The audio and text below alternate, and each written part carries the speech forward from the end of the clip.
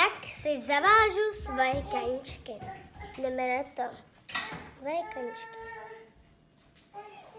Uděláme jako první úzel. Pak si uděláme dva takový jako ouška. Takhle to překřížíme, takhle. Tady nám vznikne dírka. Teď to takhle prodlíkneme, zatáhneme a vznikne nám to mašle.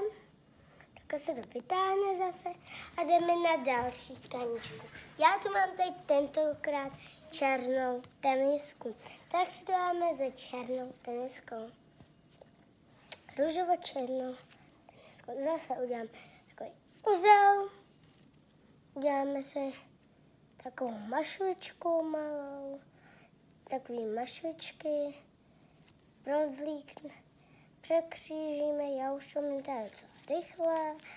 A já si to jenom, teď se mi to nějak nedaří. Utáhneme a pak se ještě zatáhne takhle a vznikne nám to mašička. Tak se hotová. A hotovo!